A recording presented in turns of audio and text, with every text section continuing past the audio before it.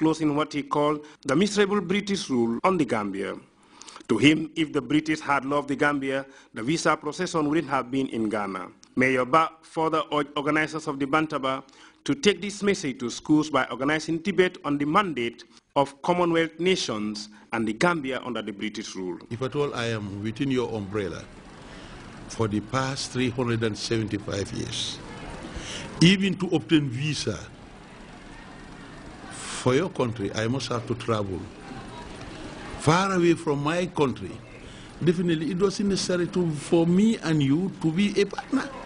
The message from this Bantaba is Gambians should not only digest the message in these books, but live with it and help spread it to their progenies for posterity. Louis Mendy, Grts. Let's return to the announcement regarding the head of state's arrival. The President, His Excellency, Sir Professor Alhaji Dr. Yahya AJJ Jammeh, and delegation will return to Banjul tomorrow, Thursday, 13th February 2014 at 5:30 in the evening. Those invited to receive President Jammeh and entourage are requested to be at the Banjul International Airport at least half an hour before the usual airport ceremonies. Meanwhile, Gamtel and NAWEC have noted with great concern that certain individuals are using their poles to illegally mount access gadgets to tap and redistribute foreign TV content to customers in residences. A news release from the said companies states that the act cannot be condoned and urges individuals engaged in the practice to stop immediately and remove gadgets from the poles. Failure to desist from the practice will lead to the apprehension and prosecution of culprits, the dispatch ends. Works, Construction, Infrastructure and Transport Minister Honorable Balagaba Jahumpa recently wrapped up his tour of major ongoing road rehabilitation and construction sites with a visit to the road project linking Brikama, Dasilame, Timbaya. Execution of the critical intervention that has a price tag of over $400 million is nearing its end. Babakar Kamara tells us more. Continuing his tour from the capital city as seat of government, the Works Minister and entourage continued his site visits to major road rehabilitation and construction exercises within the West Coast region.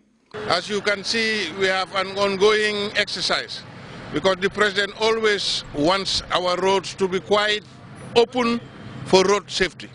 So what you have seen here is we are in the process of extending the shoulders of some of our main roads out of road safety because especially taxi drivers, they have a tendency to pick up passengers and they don't leave the main road, and that can be a traffic hazard.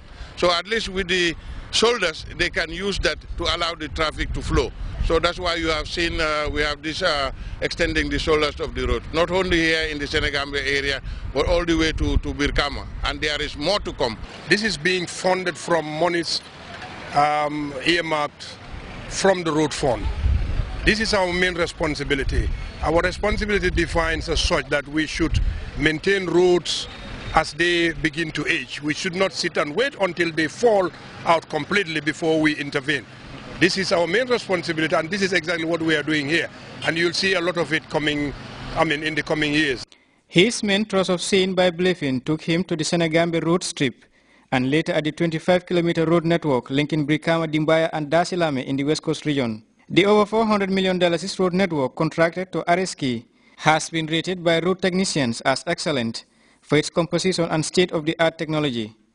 This road, I would call it, is road of excellence.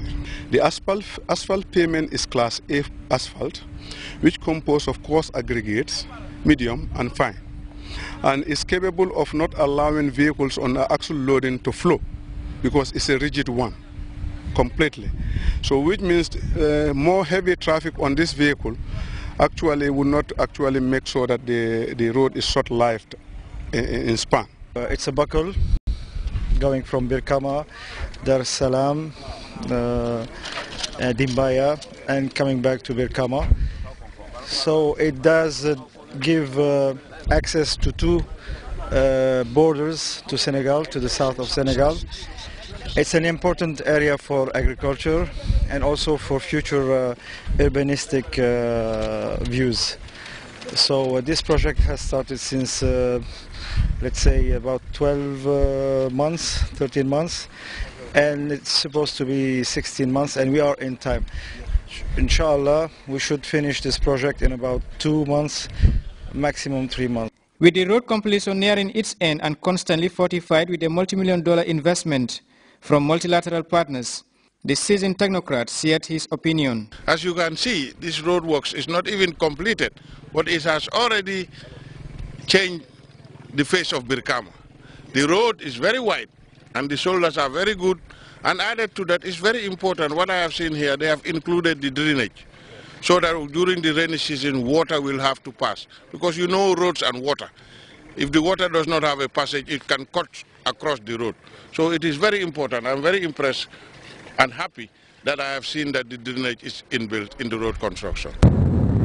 Babukar Kamara, Grts. The Department of Physical Planning and Housing will embark on a demolition exercise along the Battle-Harding Highway from the traffic light junction on Kerva Avenue to the Brikama-Banjul Highway intersection by the Banjul International Airport fence line. A media release from the Ministry of Lands and Regional Government urged owners of landed property situated along the stretch who illegally extended their premises onto the 40-meter reserve for the purpose of beautification or otherwise to remove the illegal structures with immediate effect. Failure to comply will lead to removal of the illegal structures by the demolition team. The dispatch ends. Well, with that note, we come to the first break of the news. Is the Gambia's fastest and cheapest 4G fixed wireless internet. With QCell's 4G, you can access the internet at unbeatable speeds on your laptop or desktop computer. You can also use your mobile or tablet to browse the internet via Wi-Fi. QCell's 4G internet can keep you connected either in your home or in your office. For a limited time, get 50% off regular equipment and 100% off corporate equipment, as well as free installation and free QCell credit. For more information, call 333-3222 or customer care on 111. You can also visit www.qcell.gm. QCell 4G Internet. Fast, affordable and reliable. QCell. Sunibus. The Gambia's quality network. Welcome back. Police in South Africa have fired tear gas on activists of the African National Congress who intended to disrupt protests by supporters of the country's main opposition party. And a plane crash in eastern Algeria has killed at least 77 people, including the flight crew and 4 women. The lone survivor is being treated for serious head injuries. For more on these stories and others, we go with this roundup of news. 77 people have died in a plane crash in eastern Algeria. The flight crew and 4 women were among the victims. The Hercules C-130, operated by the military, crashed as it flew over Mount Fortas. The plane was transporting soldiers and their families from Tamanrasset to Constantine when it ran into bad weather. One survivor was discovered by rescue workers among the wreckage. He was taken to hospital for cranial injuries.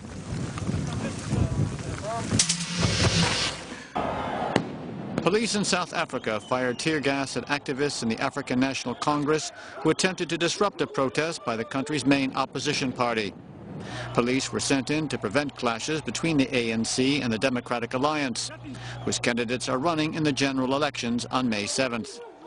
Thousands of supporters of the Democratic Alliance took part in the demonstration, which was called to protest the country's rising unemployment.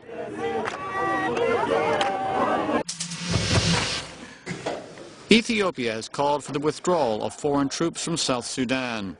On Monday, the Ethiopian government warned that the conflict risks spilling over into neighboring countries. The Prime Minister was referring to Ugandan troops, who have been deployed to aid President Salva Kiir. South Sudan has been the scene of violent clashes since December 15th between South Sudanese forces and rebels supporting former Vice President Riek Machar. A ceremony was held in the Congolese capital on Tuesday to mark the 25th anniversary of the Brazzaville Protocol. In 1988, Cuba, Angola and South Africa arrived in Brazzaville to negotiate the withdrawal of Cuban troops from Angola and South African troops from Namibia, the latter which paved the way to Namibian independence. Nearly 3 years after U.S. Navy SEALs killed Osama bin Laden, new allegations have surfaced over a possible cover-up involving some photographs. CNN's Brian Todd takes a look at the sensitive email sent by the